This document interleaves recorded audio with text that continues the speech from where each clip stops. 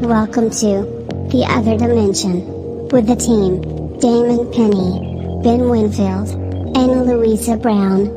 We guide you through the supernatural, the occult, and the unexplained, answering questions that will make you question your grip of reality, with special guests guiding you through everything from demons to divination, cryptids to crystals, religion to skeptics. We explore in depth the true meaning of the unexplained. So strap in, kick back, and enjoy as we enter the other dimension.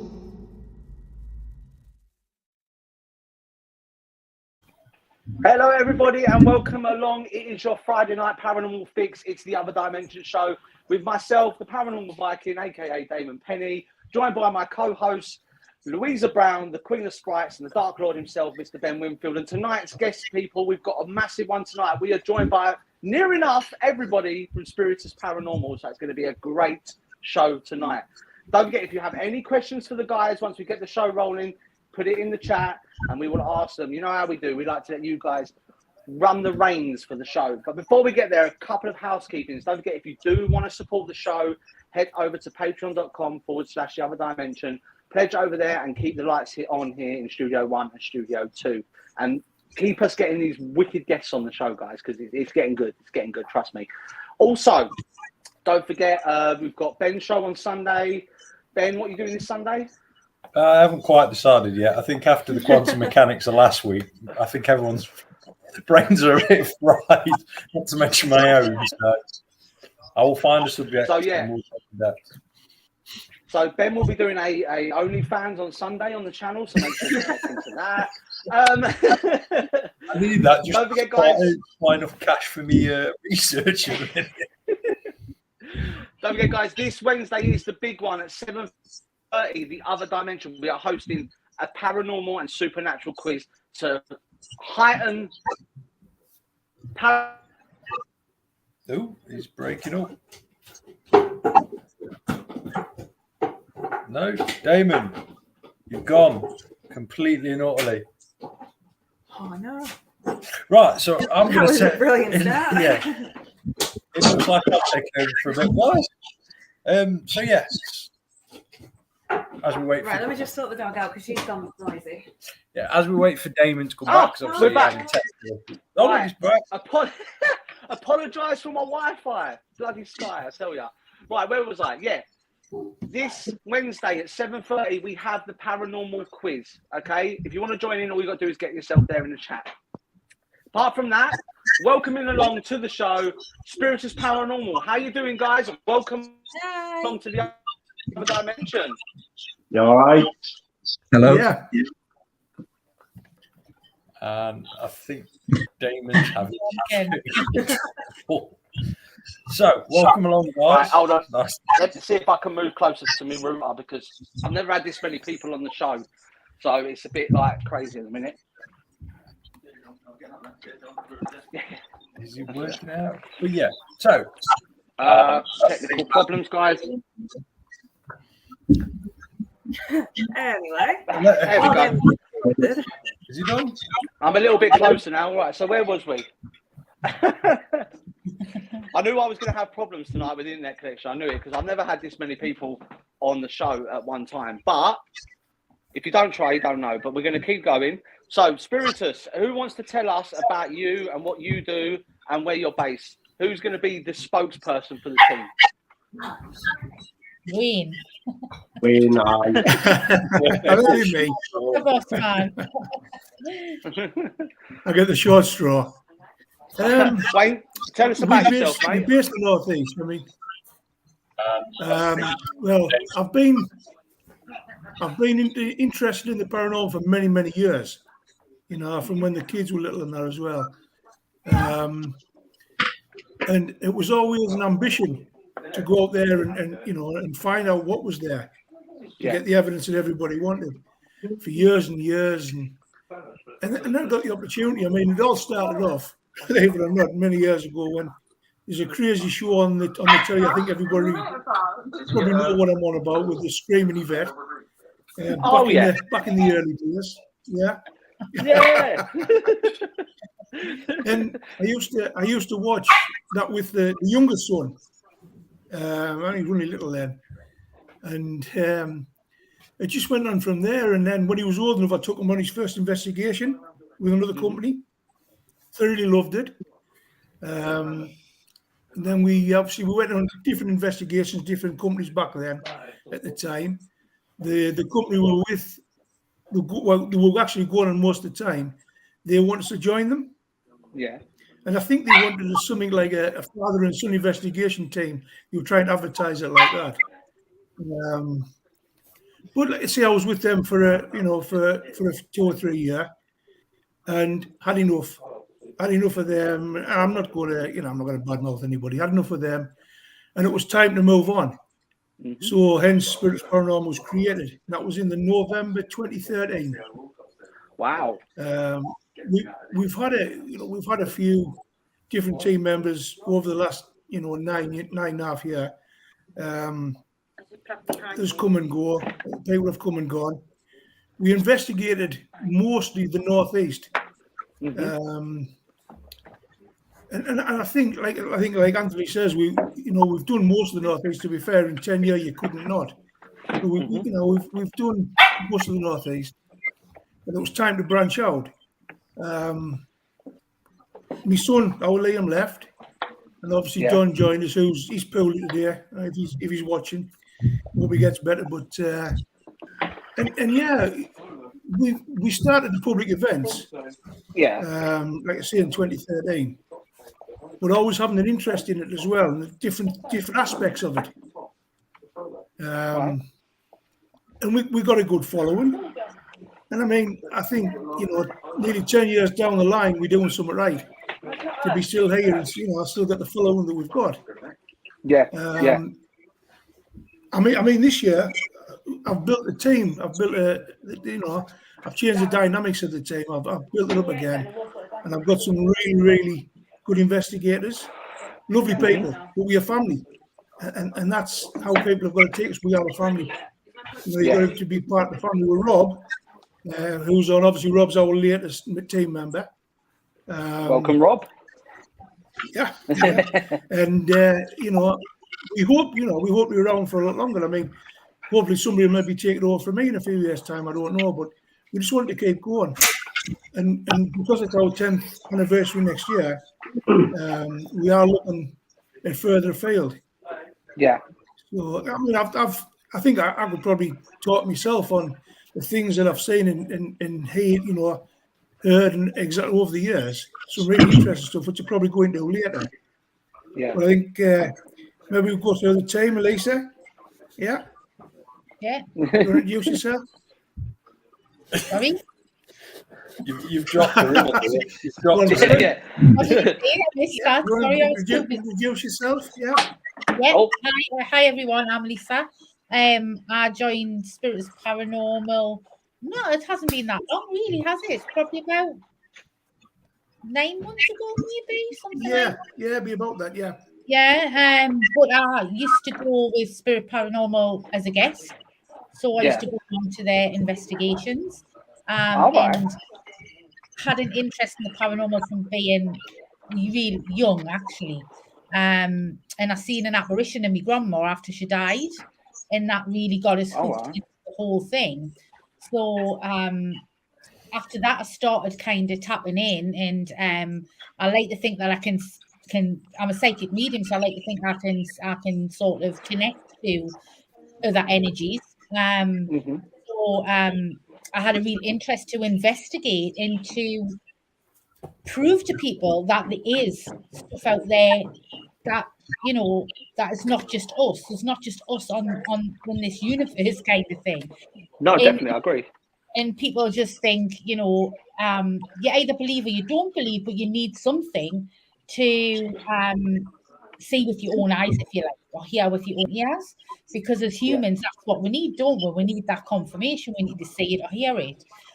So that's why I got involved with Spiritus, and they've always been a lovely team. And when I investigated with the guest, it was the fact that, you know, they were really friendly, really welcoming, and I wanted to be part of that because, you know, we get a lot of people that come to our investigations that are nervous, you know, and they've never done anything like this before. So it's good to be open, friendly, honest, and, you know, there's one thing is we don't fake anything, you know what I mean? We, you know, as paranormal investigators, we don't get involved in any of the experiments or anything like that. And I just think, you know, it's for them, it's their investigation, but we're lucky enough to be able to host that and go along and, you know, and actually hear and see things ourselves as well. So that's why the reasons I got involved, because and plus it helps your mediumship a hell of a lot because you're feeling the different energies all of the time. So yeah, it's really cool. I love it. Yeah, that sounds cool. Sounds cool. Anthony, how about you? What made you get into Spiritus, and what's your role in it? My interest in the paranormal started when I was a kid, about 12 or 13 maybe. I started seeing stuff in my mum and dad's house. And my mum was like, nah, like, you're just seeing things. And that I was adamant that I was seeing things in the house. But see, that brought up the curiosities in the paranormal. Then, as Wayne said, I think everybody watched, you know, most haunted growing up. Oh, like, yeah. That took us, you know, like kind of know what's out there. Excuse me, sorry. And then when I hit my early 20s, me and my friends started investigating. And this is how I met Wayne. The original company that Wayne was working for was the company that we chose to investigate with. Okay. As like a guest sort of thing. And for 2 years, we investigated with Wayne and his son Liam. And then obviously Wayne said he had enough, and then that's how Spiritus Paranormal was kind of born. So we carried on investigating with Wayne and Liam, and then obviously Don and the rest of the team came along, and I think it was about 4 or 5 years ago, I became a team member, booking up the events, being one of the lead investigators, helping out when the needed is, as and when. And I mean, some of the stuff that I've experienced over the years, I mean, it's I can't explain it. I tell people at work what I've experienced, and they just laugh at us. And it's like, come along to one of the events, like, you know, you can't promise anything, you have the sort of thing, but you know, you never know. Like, stop calling us an idiot. Yeah. But I mean, I love doing it. I have done for the last 12 years. About 12 years. Yeah, I've been investigating now. Wow. I love it. You know what I mean? Yeah. I mean, you get like a certain buzz. I mean, when me and Ben talk about it, me, Ben, and Lou talk about it all the time. When you go out and investigate, when you start having things like you get something through the K2, or you start getting movement on the board, or attack, it's a different sort of feeling. You can't describe it to people. It is, yes.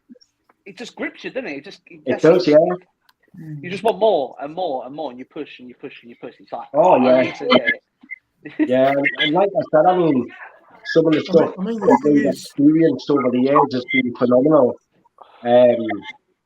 We were investigating a little village hall about 3 years ago, and half of the guests had gone home. There was only a small few were left at the end of the night, and we all stood in this little kitchen just off the main area. And the door, it had a round doorknob, and you heard the doorknob turn, and then the door swung open. Like it's the buzz. It's, you know what I mean. It's stuff like that. Definitely. But just before we get on to Rob, just going to do a little shout out to everyone who's in the chat room. So big shouts out to our regulars, out to Jenny and out to Jeanette, out to Matt. How you doing? Shouts out to Emma. How I think you doing? That's where Colin broke the 100-meter sprint record, wasn't it? It was, It's all right. Ben done that. He got scared once and he was like the ceiling. He was off like the investigator was off like the clappers who broke the 100. I think he broke the 100-meter record. I did not headbutt a ceiling. Have you guys ever investigated Edinburgh Vaults? Well, I haven't. I did inquire about it a few years ago. Yeah, And, they're very touchy on Yes, who they're letting, yeah, and it's if there, they do everything, it's massively expensive to hire. There's a flight of stairs in there. You go three steps up, and there's a concrete beam that runs across the top. Now I'm about 5'11", 6 foot, and I went to jump up the steps and didn't realise the roof came down. Yeah. It was a full jump up as well speed because I happened to be moving quite fast. I love it. It's so brilliant. Big shouts out to Wild Bill as well. Out to Donna French. Loads of people in the chat room side. We've got some questions lined up. We are going to get to them soon. But I want to speak to Rob, being the new member of the team. How did you get involved with like the team, and what's your role within the team as well? So I followed their Facebook page for a couple of years, probably since before COVID. But obviously things haven't really been going on much events-wise over that period. So, and I saw that they put a post up a few weeks back looking for an investigator, and obviously thought I'd like to join a team. So I got in touch with Wayne and had phone calls and things like that, and then he invited me down to one of the nights last month. Was it last month? Village Hall, and again, it was just like meeting the team, getting to know everybody. It was a public night, so it was a chance to sort of get properly into it and learn how they do it. But I've done paranormal investigating myself, going back to about 2007 or 8. Yeah. So mine started off doing student radio back in the day, back at Sunderland Uni. So one of the good friend of mine there, we decided we'd try and do something on the radio in terms of how we would do like a live event for like a Halloween special. So that's how we got started, and then obviously we kept it going after that. We got into sort of like doing like radio shows, live phone-ins, stuff like that with a radio station based in Newcastle at the time. And obviously at the end of the month, we'd go and do a live show from somewhere in the northeast. That ran until about 2014, and then we sort of revived it again 3 or 4 years later. There was a YouTube channel, sort of getting with the times a little bit, seeing more digital content. So now we do a lot of like YouTube stuff and things like that, and then so that's how I'm sort of like, I know a bit about what's going on in the northeast scene anyway. And started following Spiritus. So I just followed their Facebook page just to see when their events were going to be on and when we're going to resume investigating again after the COVID lockdowns, and that's when I sort of got in touch with them from that. Brilliant. I mean, COVID killed a lot of us, man. Seriously, COVID killed a lot of us. Actually, Joel, I've got COVID to thank for this because of COVID, I started doing the podcast and I met Ben, and from there it's just gone to what it is now, where we literally come on radio, we take the piss out of each other for about half an hour, and the rest of the time we talk sense. So that's what normally happens. So talking sense is an understatement. Depends on where you're looking at it. Right, question from Donna French. I don't know if you guys want to answer this as a collective or go through individually, but she wants to know, what is the most active location you visited and why? For me, it's got to be Castle Cape, I would say. For me, honestly, it's the Aircraft Museum, the Sunderland Aircraft Museum. Yeah. It's the only location where I won't physically walk anywhere by myself. I'm not creeped out by it. That'll be Keith.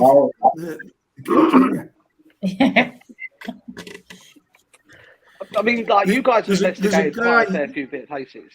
So, I mean, let's go through it one by one. So, Ant's done his. Wayne, what's your scariest place you investigated and why? I think one of the most active places I've ever been to was the Castle Keep in Newcastle itself. All right, yeah. Some of the stuff we got in there is absolutely phenomenal. I mean, there's that many different locations in there, and it never ever failed. Doesn't matter when we went, it never ever failed. It got to one point in there. I didn't have all the guys with us. There was only like it's basically a skeleton team when we were running investigation. And one of our guys, he's taking a break from the team at the moment. he was like it's like a mezzanine floor, like a chamber, and it was always reported that like a jailer. That was his part of the you know. And Anthony, you were there, weren't you, at the time? I was, yeah. And, quite and I mean, to be fair, we were doing a public investigation at the same time, and it got that bad that I had to get them to take the guests up for a cuppa till I tried to sort this problem out. Because Dennis, to be fair, he just wasn't himself, and he was annoyed, and he was angry, and he was throwing things around, throwing equipment around, and it was something he would never ever do. No, you know. And I mean, there was like stairs leading up to this room, and I was standing on the stairs, and he was trying to like lunge at us, but he couldn't come past the door. And this went on for ages, and I had to get him out of that area, because if I didn't get him out of that atmosphere, that area, you know, could have been there forever. Yeah. So I just took my chance.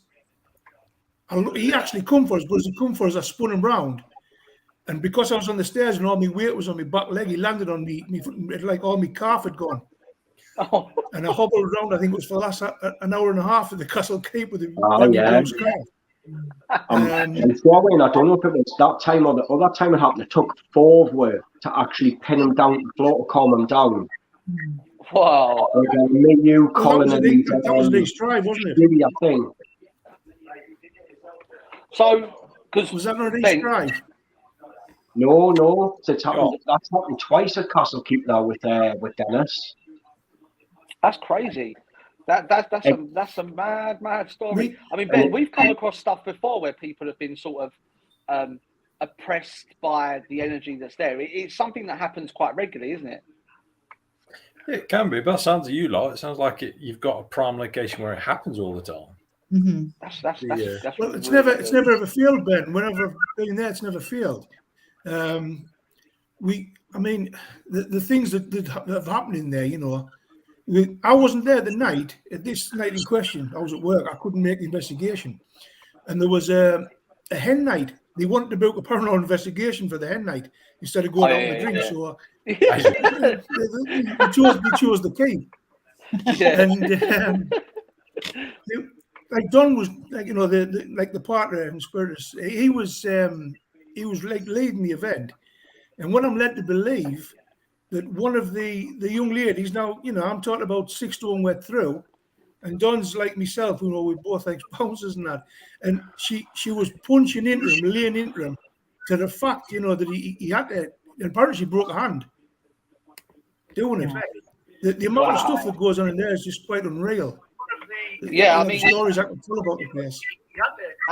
Annie Sadora, one of our regulars is part, but she says, I knew another group that investigated there. They said it's super active every time they go. One of them even brought an attachment back with them. I discovered about this when reading for a member of the group after the fact. I never met them before. Sounds like an interesting place. I mean, it does. It does sound like a really interesting place. And just to put it out there for everybody that's watching, if you want to go on a hen do on an investigation, hook up with Spiritus. They look like they're professionals when it comes to hen do's. That's a good idea for Lou, actually. I'm thinking... being maid of honour / best man, I'm thinking a hen do with Spiritus. That sounds quite a good plan. What do you think, Ben? Mate, whatever you want to do on the hen do, we lose down to you. But no, it's great. I mean, Lisa, what place stands out in your mind where you've investigated with Spiritus? Because you obviously going to approach it from a different angle because you're a medium. So for you, the energies are going to be a lot more oppressive. So what place sort of stands out for you? I think Castle Keep's a big one. Definitely. But I'd agree with Anthony. The aircraft, Sunderland Aircraft Museum, is absolutely amazing. There's so many different energies there. It's unreal. And I've physically seen, and another 2 people seen it with us, a pair of legs walking, just a pair of legs walking across the doorway. And for me, that's the only time I've ever seen an apparition apart from my grandma when I was younger. And it is very, very active. We've had stuff thrown at where the Ouija board's been going, the equipment goes off there. It never ever fails with ever. I pick up all the different energies. There's even children there, you know, from the land before. It's really such a cool place. But we tend to do it in November, so it's bloody freezing. I love them ones. You can't beat an investigation when you go out in the winter. I mean, we've gone live on the other dimension, and Ben's been out in the winter, and he's like disappeared for 3 or 4 minutes on the camera, and then he will stand up and go, "Sorry guys, I didn't see that hill there. I just fell all the way down it. I'm back up now. I'm okay." Oh, brilliant! That was a while ago. That was, the Aircraft Museum was our first investigation as a team. Nice. Wow. Cool, man. So we'll be going back there next November to the place where we first started. So, wicked. yeah. I mean, we would like to. We'll talk about it. We'd like to join you on your big anniversary. The Other Dimension guys would like to come and investigate with you guys and do a hookup. That would be quite cool. I'd really enjoy that. What do you think, Ben? Yeah, I'm up for it. Me and Lou are always up for travelling and that lot. Gives me an excuse 100%. To break the miles on the motorbike. I've just got to do a massive shout out to Wild Bill, one of our regulars over there in Texas. No, Virginia. There we go. No. It's Virginia. Hold on, you read up somewhere around here. But for you guys at Spiritus, I'm the blonde one of the show. From Atlanta, Georgia. There we go. Shout out to Bill. One day you'll get it right. Yeah, one day. So, Rob, you're like sort of new to the teams. I don't know how many investigations you've been on, but what's your standout investigation? What sort of made you sit there and go, what the actual F is going on here? Well, I've done one with Spiritus. That's just the one that was Coxhill just a few weeks ago. But in terms of a location that I think, based on other people I know that have been there and done it, and the fact that it was like a privilege to get into and do, last June, I went up to Scotland, up to the Highlands, and got proper access into Alistair Crowley's house, and that was just full on. The Curse of Crowley! Oh my God! That place is just wrong. On the graveyard, the house, it's just everything about that place is just horrible. The staff who were working there, because they're rebuilding it, so it was a ruin when I was in there. But there's people working there, volunteers that are like rebuilding it, and every single one of them has had stuff. They've seen a black dog just walking around it. But when I was there, it was like the calmest day. It was like in the middle of summer. You know, Loch Ness had been on a boat trip across the loch. It was so smooth. And then as soon as started like filming in the building, it was like this strong gust of wind just picked up everything. This blew, and there's obviously like scaffolding and all sorts. It was just, the atmosphere in that place was just horrible. So at the end of the night, I got back to the hotel room in Inverness, like a 40-minute drive away. Took my shoes off, took my sock off, and noticed there was a big 3 claw print on the, like 3 marks on the top of my foot in the shape of a claw. Wow. I don't know, I hadn't felt it anywhere in the building or in the graveyard, but there was just something of oppressive feeling about that place. It was crazy. Yeah. It's nice for Dex to make an appearance, hey Ben? Yeah. I mean, like, I've always wanted to investigate the Crowley house. I started researching into Crowley about 2 or 3 years ago, and the curse of Crowley hit me. Everything, supposedly, if you research into Crowley and you start getting into his stuff, you know, the 777 Liberia, you know, the Golden Dawn stuff, you get this thing called the curse of Crowley where everything goes wrong in your life. And I can honestly vouch for that. The curse of Crowley does exist. Ben warned me. I didn't listen. I done it. Nearly lost everything, and I come back. So to go and investigate his house, like, I don't know. I'm sort of like on edge. I don't know. I mean, Ben, would you go and visit the Crowley house? I'm not allowed up there. I'll go. Yeah, me and Lou are going. Sorry, leave Ben. I'm literally not allowed up there. When I did my research and stuff, when I was learning at Cambridge and Oxford Uni and stuff like that for cultology, there's certain places where you're not allowed to go, and that is one of the places I'm not allowed to go. Oh, okay. And Isadora's just part as well, because I think she's up from your neck of the woods, guys. She said, if you haven't already and have sturdy legs, may I recommend, is it Odin's Hill, Rosebery Topping? That's a super interesting place to go. So that's one for you guys.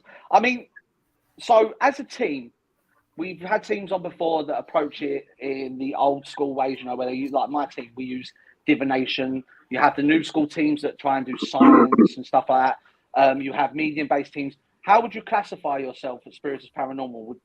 when it comes to your investigations and the way you do things?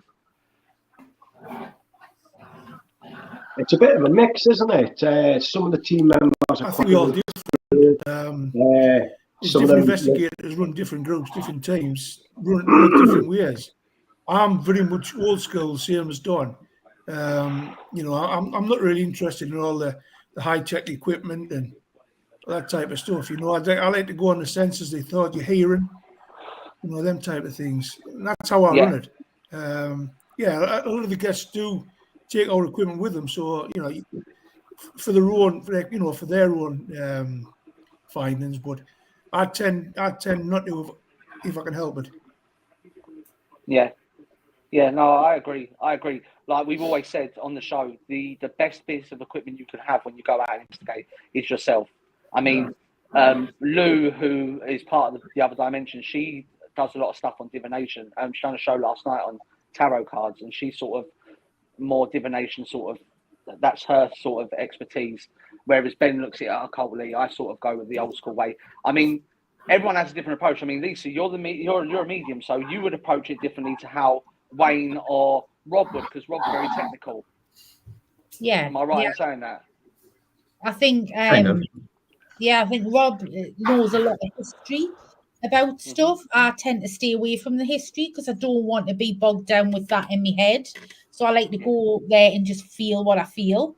But I also do tarot and pendulum work and energy work and Reiki and stuff like that as well. So I'm quite sensitive to energy in any way.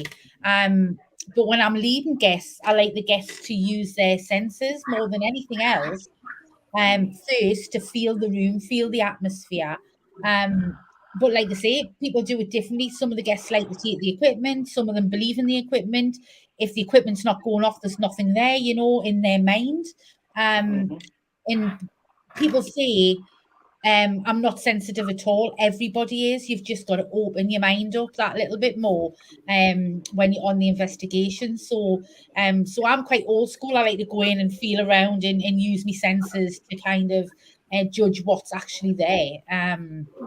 Bob knows a lot of history, where I tend to try to stay away from that history because I don't want it to influence what I'm sensing. And I know Wayne is very, very much the same, very like old school. And Don is quite sensitive himself, isn't he? So he likes to feel the atmosphere as well. So I think it just depends on what guests you've got going as well. Definitely. I mean, Ben, you approach things from a scientific sort of point of view. So, I mean, is it good to have that balance in a paranormal team where you have the science balance with the spiritual side of things? Yeah, it gives you an equal balance out. I think everyone, you're all nodding your head, so I'm assuming everyone sort of agrees as well on that one. It helps you debunk your own stuff as well. And like we all know, if you can debunk your own stuff, then you're doing this job in a sense, credit. As we've seen with other teams before, with 2 fire extinguishers down the hallway. I love that one. You have to be willing to debunk your own stuff as well. And it does help having someone there that is a skeptic and also believers, because it gives you the wide cover of everything. I mean, we get guests coming along, to be fair, that believe and don't believe. You know, you get guests who probably had the same experience as a lot of us, or you get guests that don't believe and they come along because the girlfriends drag them along on a Saturday night, to be fair. You know what I mean? And one of the stories about that, we had three couples, and the lads didn't want to come along. They wanted to go out, but the lads says, "Oh, we want to go on this investigation." And it was actually at the Aircraft Museum, believe it or not, and it was the old Sea King helicopter, where the joystick moves by itself, and it's supposed to be a child or something that sits up there and plays with it.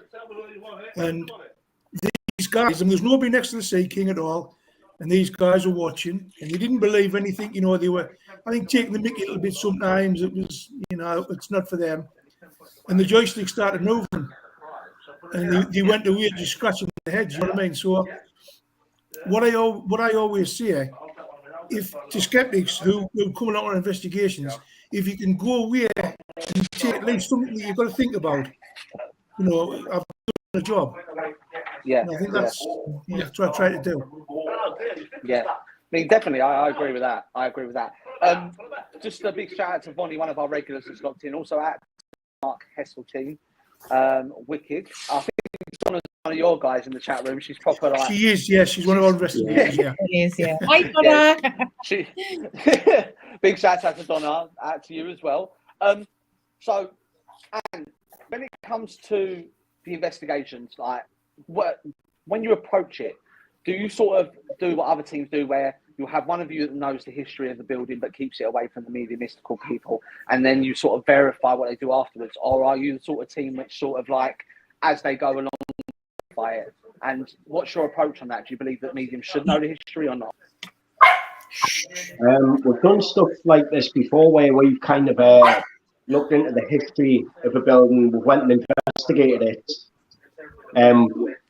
We've let the guests pick up on stuff and then kind of verify it, or just went, this hasn't happened. One of the good examples was them. I can't even remember the name of the location. That was quite a small location. And one of the guests picked up on a name, two names, the first name, the second name. So at the end of the night, we just kind of walked away, and then when we looked into it, the names that they come up with. Now, bear in mind, this person wasn't a medium or anything like that. It was at Washington Hall. That's where it was. And they came up with this name. And, we didn't know much of the history of the family or anything of the building when we kind of went that night. So when we went home, we did a bit of research on the history of the building, and it turns out the first and second name that this guest had mentioned was one of the original owners of the building. Now, unless they had up before they came and done the investigation, but it was quite strange. I mean, like Lisa was saying before, obviously she's a medium, so she doesn't look into the history before it goes into a location. She just wants to come in and see what she can pick up. Whereas Rob's quite a history buff, aren't you? So Rob will know quite a lot of the history of the locations before we walk into them. Myself, I don't really look into the history because I'm the kind of guy that books up the venues and stuff. I look into the reported paranormal activity happening, but I don't really look at the history apart from maybe it was built and how long it's been there. But as far as it goes, I mean, the guests, they know what they're booking up for. They know where they're going, so they can or cannot look at the kind of the backstory of the building sort of thing. I mean, I never do. They know if Lisa, Wayne or Rob does, but I don't normally do that. Right, cool. I mean, sorry guys in the chat room if it's a bit loud. I'm about to move into the front room and little ones here, so they're all excited. So please bear with us with that. Wait to see Ben's reaction on this one. I want to get any one of you guys. I want to get your reaction on this because it's something that I always bring up. Right? What is your take on app-based equipment? So the app on your phone that you use to do investigations with.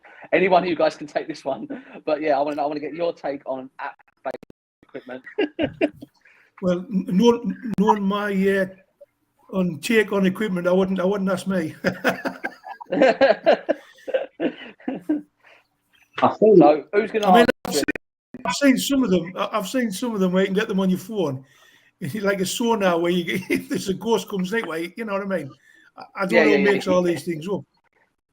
I think realistically, when you're looking at apps and stuff, I mean, some of them could be genuine, but I think there's a lot of people out there who, because what we do, it's not a lot of people believe in what we do. You get the mick taken out, you sort of thing. So make these apps, and I mean, early days of investigating, I downloaded some of these daft apps that turned out to be stupid, if I'm being honest.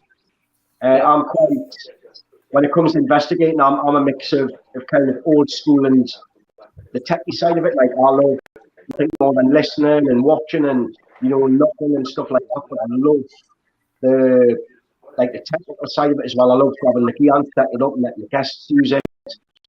And there's a big difference in the equipment that you buy and the equipment that you download. I wouldn't necessarily trust most of the apps and stuff you can use out there, but there might be the odd one or two that might help in the investigation, if that makes sense. Mm-hmm. Well, I think necrophonics been quite useful for the teams. Yeah. We've tried that on investigations, but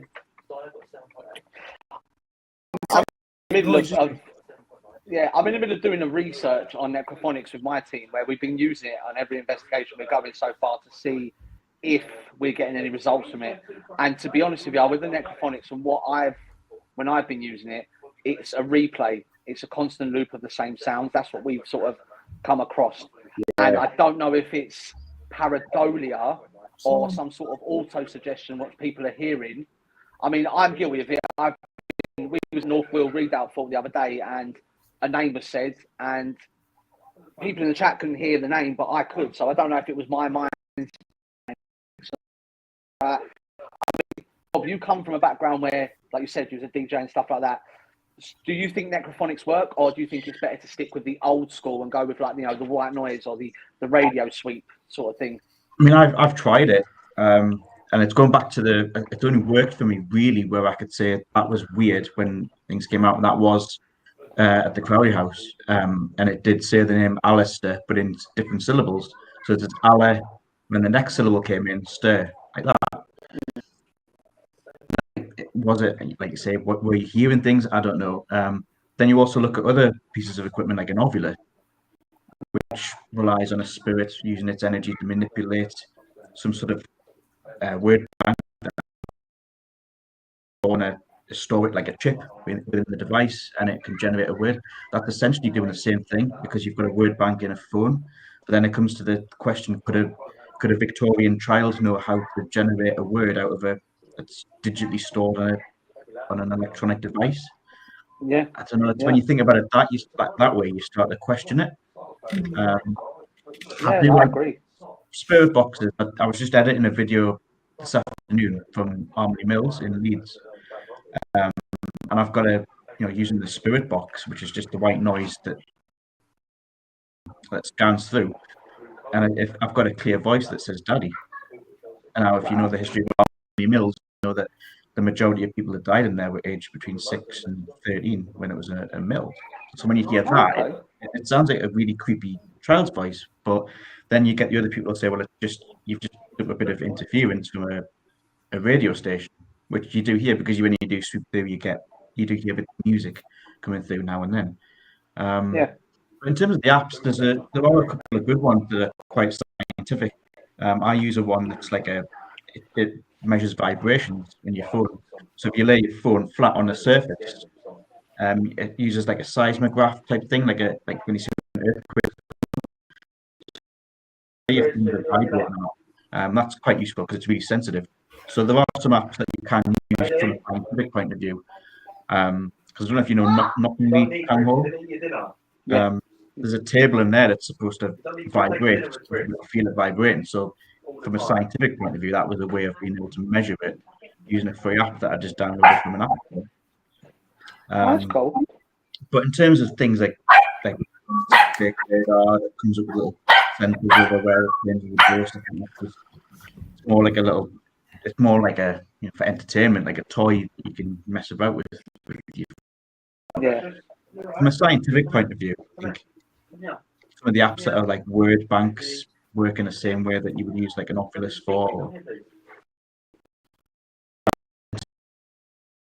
The words are there, but they're digitally. So it just depends whether you think a spirit can genuinely manipulate a mobile phone and the technology to be able to generate those words. Which, I when you think about it, a lot of them won't have seen a mobile phone in their life, or even anything powered by batteries or electricity. So it's an interesting one, that is. I'll have to look into that. You also look at like Ouija boards, and you think, well, the majority of Victorian kids going back in time past the 17, anything past the 19th century, people wouldn't know how to read or write. There's only very few people. So would you say that's a reliable communication method for trying to communicate with Victorian spirits if they couldn't read or write? Yeah, no, I agree. You think about it too much, though. Yeah, definitely. I mean, Ben, you're our resident scientist. You put everything paranormal into a science perspective. Now, me and you both had a case before where a spirit was texting the person who was being oppressed. I mean, in your experience with the occultology and the science side, can spirits manipulate word banks or using their energy? Have you ever come across anything like that? Yes, it's manipulated. Sorry. Yep. Let me start.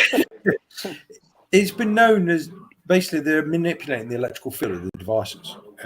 There's a new sort of experiment out. I've not seen a lot of people use this. In fact, I think off the top of my head, I've probably seen this.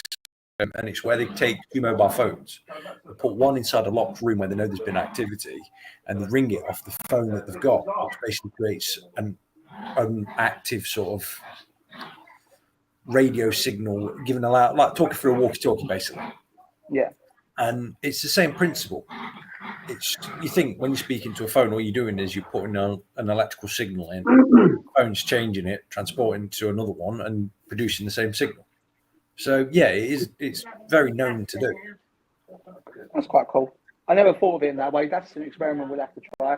I mean, you guys, Spiritus, if you feel like you want to nick that one, go for it. We're here to help. I mean, so you guys, you seem to know what you're doing. I'm not going to lie to you. I mean, we were speaking to you for like 5 minutes now. You guys know what you're doing. I can vouch fact that when talking to you, you guys you're on the ball when it comes to the spirit side of things. I mean, when it comes to investigations and that, do you prefer going to these big venues, you know, like your Shepton Mallets, your Codner Castles, you know, the big castles, Royal Manor House, or do you prefer places that haven't been investigated before? Because we've come across teams that said our places have been investigated so much it kills them. Like, there's nothing there, there's no more energy there. It's all been zapped. I mean, I'd like to get Lisa's opinion on this because she's the medium, she's a psychic medium. Do you prefer like the venues where they're sort of fresh and new, or do you prefer the venues where, you know teams have got other evidence there? I think the venues I love the most is the venues that are the little gems, as we call them, the places where, you know, not a lot of people might investigate it, but some people have had some evidence, or the staff's heard stuff, so they've never had a paranormal team before. We're investigating two. Well, we've investigated one. We're due to investigate another one this year, whereas never been investigated before.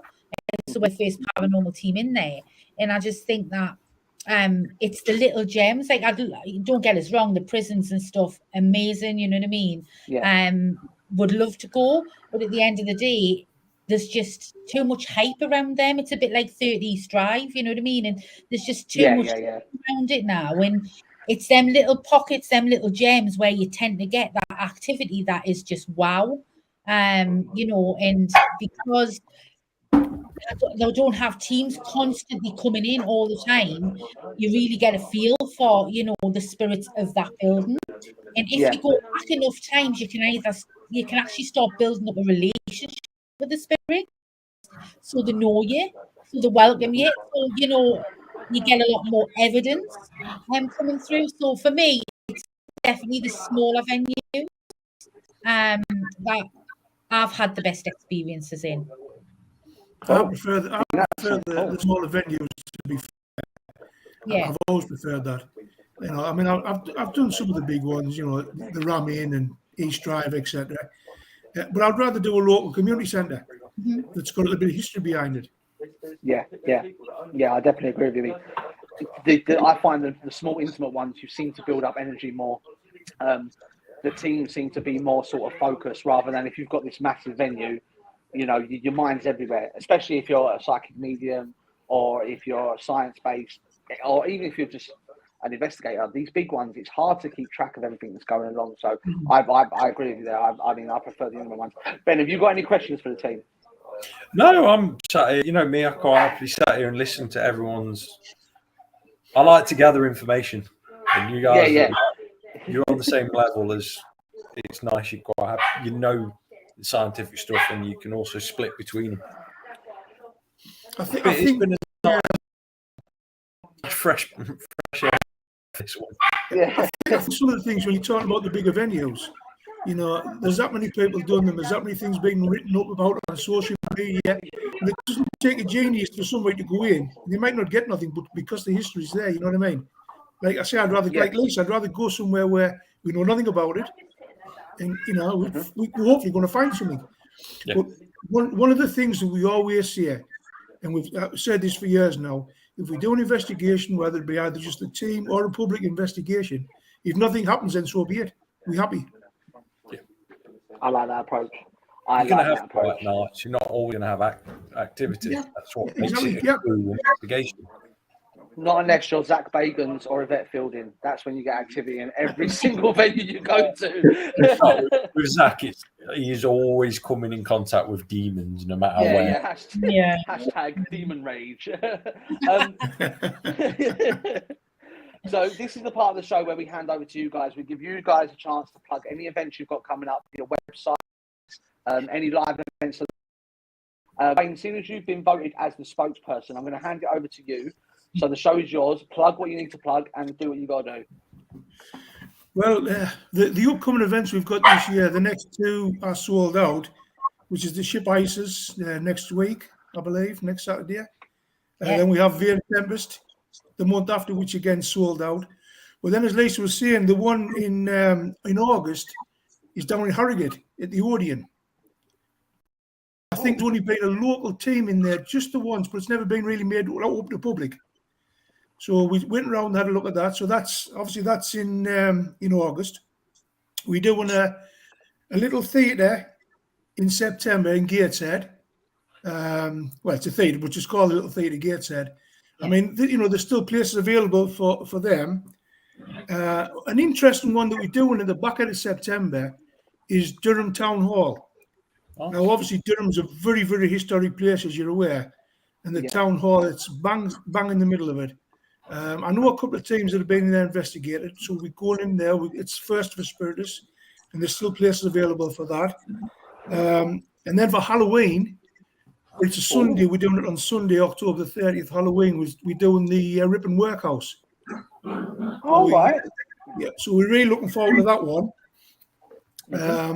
And then as obviously November comes, every November we go back to the Aircraft Museum because it's cold and we're mad and you know what I mean. So we do that every year. And I've also started now like working on 2023. So January we're going back to Jedburgh Jail. The last time we were there was 2016, I believe. It was 2016 the last time. So we're going back there again to do that. And again, I've just booked up this week the National Emergency Museum in Sheffield. And we're going to do that in September. So I am building up. I'm building up next year's events.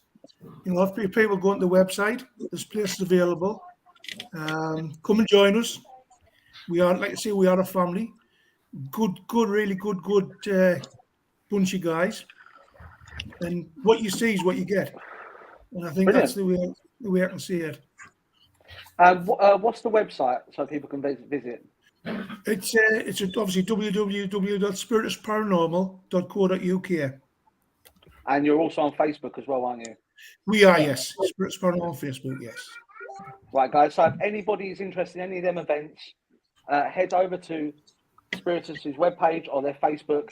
If you need to contact them and you can't get hold of them, get hold of me and I'll pass you over to the guys and you can book up with them.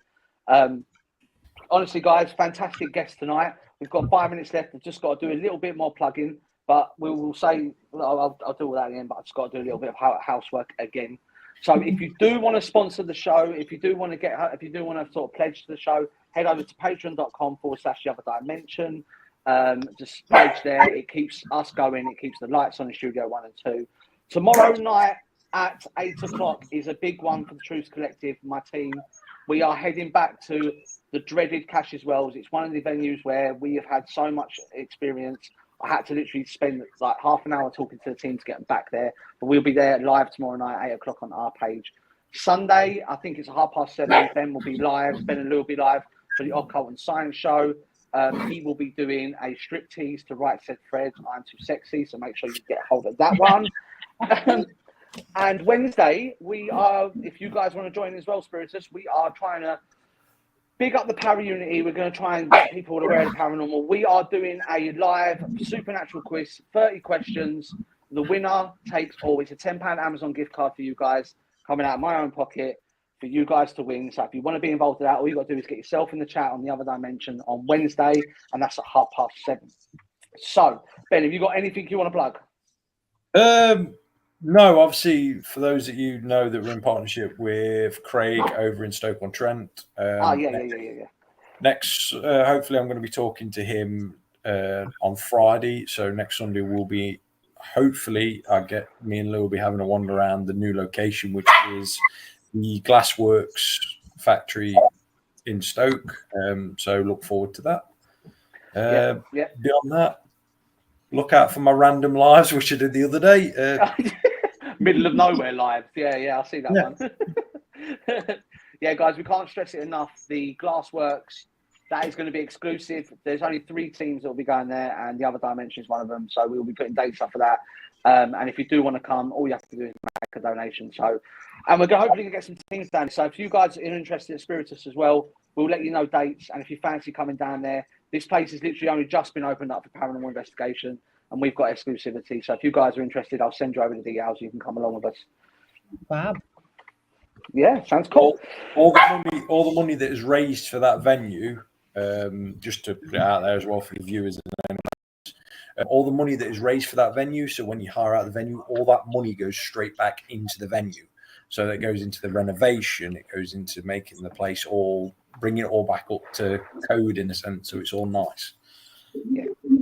It's a really good venue, man. I've got Lisa on Facebook, so once we get the dates out, I'll pass them over to you, Lisa, and you can share them with the team.